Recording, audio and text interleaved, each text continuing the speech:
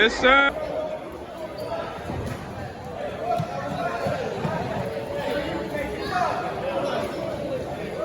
Welcome to Styles Make Fights. We're here with David Kasindi.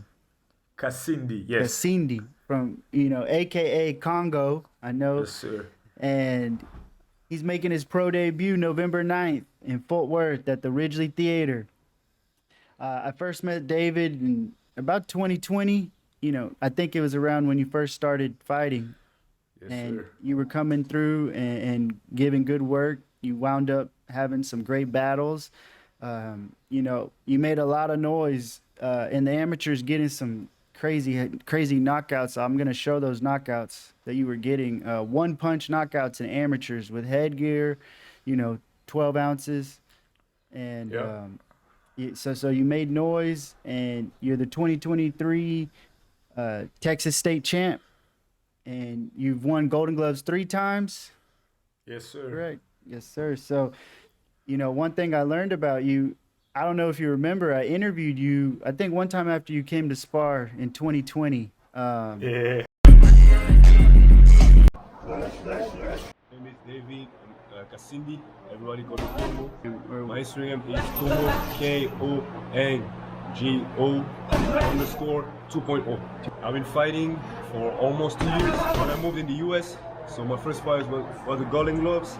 Last year, Oh, novice, cool. I won, and this year I won open novice. I've been in UX for almost 2 years also. Almost 2 In years. August, it's gonna be 2 years. So To go pro after you. definitely, that's a goal of mine. I'm already living my dream, boxing every day, living the lifestyle. So whatever comes to me is all good benefits to take it. And it was probably your first year fighting. I think you had said you just came to the Exactly. States. And so, take me back to 2020 Congo, and what you were going through. You hadn't been here that long. Where were you coming from, and how you got on this boxing journey. So boxing for me started in multiple steps. So I was always fighting. I was coming from martial arts, and coming from martial art, I had a cousin that was boxing, and from there, it was always a little battle in martial art versus boxing until he whooped my ass, and then I knew that there was some truth in boxing. Then I started there with my coach back home. If you want, I can send you also videos of my first gym in Congo. Okay. Yeah. I think you're gonna like it. It was pretty raw. From there, 1 year of boxing, I wasn't really serious about it. A young 18-year-old high schooler doing all type of bullshit, but at the same time boxing on the side, with that little dream of always, fighting. So as soon as I had the chance to move to the US through some other cousins that I had here, because I follow a little bit of your story. Your father's dad, he was a Marine. He was a Marine. Yeah. Yeah, so I follow a little bit of story, and I had 2 cousins here that were Navy corpsmen, FMF corpsmen that served with the Marines, and they're the one who one day called me and be like, "Yo, we see that you box, you should come out here, man. We got Texas got some real work." And then from there, I discovered Errol Spence, everybody through YouTube, and I was there like, man, that's the place to be. So from there, straight moved to Dallas, Texas, and 4 months, 5 months in the US. 4 months of training. I fought for the first time at the 2019 Golden Gloves in December, and I won there. 4 fights in a week. I won. Yeah, it was a novice division, and then that's where it all started. Man, how many guys did you do that to in the amateurs where you one punch stopped them? Officially, one punch stopped around 5, I think. 4, 5, 6. I'm not sure exactly. One punch, 4, 5. I don't know exactly. Around 5. What Yeah. made you drawn to boxing, and what do you love about it? So, it all started being a high schooler in front of the math class, and you know deep in you that's not what you want to do, sitting there and work like this. So, as soon as I had that boxing door that opened for me, I jumped right in it. I knew that's what I wanted to do. I've always been fighting, and I was like, why not make money out of it, at some point in my life? Why and spend my whole 20s doing it? I felt like that was the best thing to do for me. So Man, as soon as I started with boxing, I had to learn quick because, like you said, they put me in the ring right away with guys that were pretty good, very fast, you know. So I had to adapt pretty fast, and man, just working on my skills over and over. And I guess I was very fortunate to share the ring with very good guys that taught me. I learned from other people, I learned from my coach, and spent a lot of hours in the gym. Let's talk about your coach and your relationship with him because I know, is he your first coach here in the States? He was my second coach. I first started in Louisville with Coach Jamal, with his dad also. Rest in peace, he passed away. Coach Lawman, who was a Texas legend here in boxing. And then I moved to here to Coach Tristan in Frisco 1 year after. And Coach Tristan is originally from New York, Rochester. He was also him fighting in the amateurs. Actually, you can look him up. He was ranked number 2 above Adrian Broner back in the days Oh, as a wow. kid. Yep, yep. So he know the game pretty well. And you know, different states. I had a chance also to travel different states, different styles. He from New York where you have that more slick style, you know. And since the beginning, he put in my head to man, you don't want to take no damage in that sport, you know. There is so much damage you can take. So we worked on my skills like for the longest, and I've been with him for 4 years now. And man, only good thing to say about my coach, and he's been more than a coach. You know, I'm married now for 2 years. He's been with me since the beginning, more than a coach, like a big brother, almost like a father. You know, so yeah, we share definitely a lot of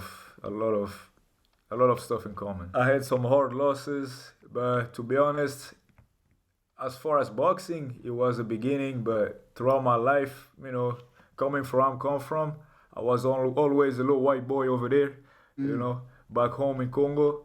So I had a little bit of bullying, and it wasn't my first beating. You know, I got beat up pretty bad growing up, but none of that ever, you know, shook my confidence.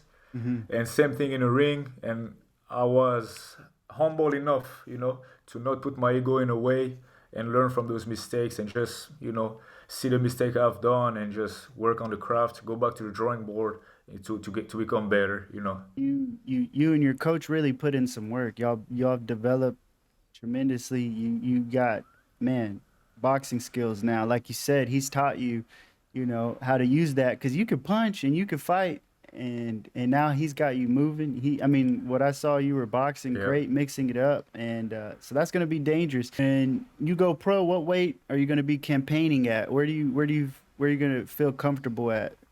I will fight at 147. I'll fight at 147. This fight in November 9th will be at 154. Uh, 147 just because throughout the years I've naturally been dropping weight, you know, being in the sport for now 5 years in the US, really just got my body in that boxing shape, you know.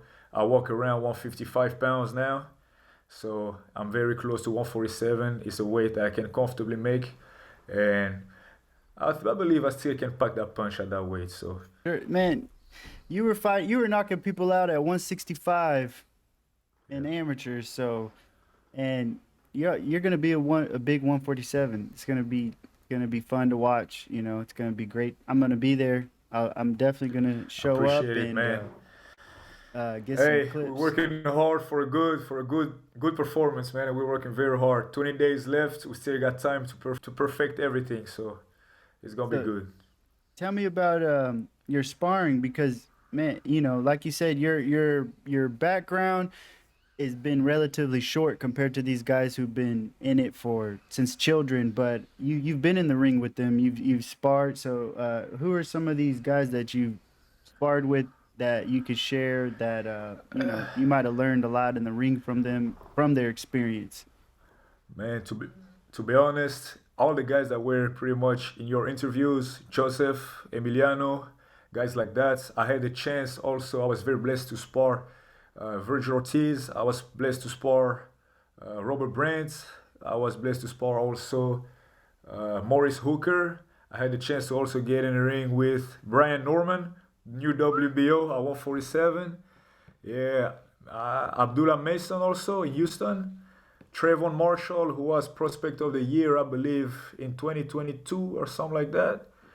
Yeah, man. Coach Tristan, man, I can just thank him for that. He really put me in a position to get that type of work. Samuel Arnold also, who's gonna fight soon for WBC Youth. Yep. So, man, I definitely learned from all of those guys, man. All of them.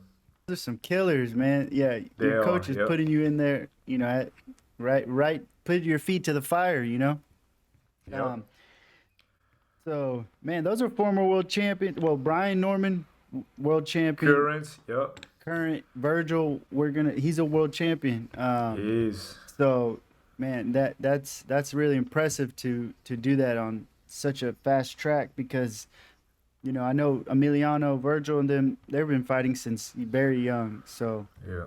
that learning curve is not nice in this sport. Um, so for Yeah, you you to can come through hurt that, yourself. You can get a lot of damage while learning. So so definitely. I want to ask if you could, share more about, your where you come from in Congo and that gym you started at, and what advice would you give to your young self now for where you're at now, about to start your pro career?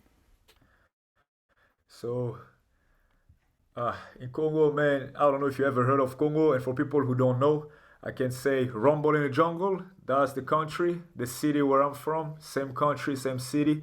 Used to be called Zaire back in the days. Changed now. It's Congo. Back to Congo. So, man, it's a very special country. Coming from over there, I see the difference now. Moving here in Dallas.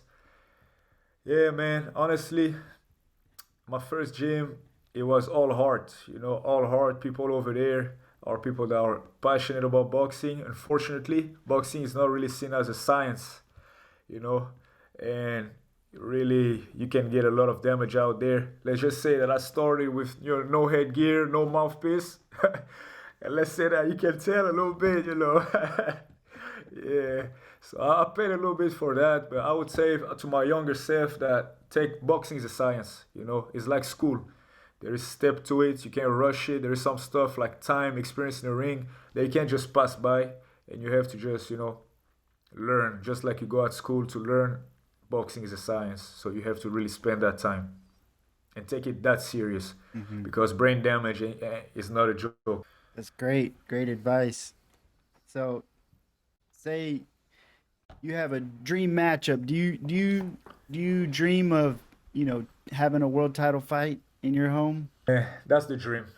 Honestly, I don't have any opponent specific on my mind. I have the belt on my mind one day. That's something I would love to have to compete for. And the best will be to fight home because unfortunately, here coming here, even now that I feel like Dallas, Texas also is my home, I rarely had the chance to fight home. And I would love to have the extra support, of fighting back home where I come from. You know, that will be a real blessing. I want to lock my eyes on anybody because people changes. Today is someone, tomorrow is gonna be someone else, and hopefully one day it's gonna be me also. So the opponent is not really where my eyes are on. My eyes are more on performance. Get in the ring and show the best capabilities, the best of my abilities, and shine under the lights, which is not always the easy thing to do.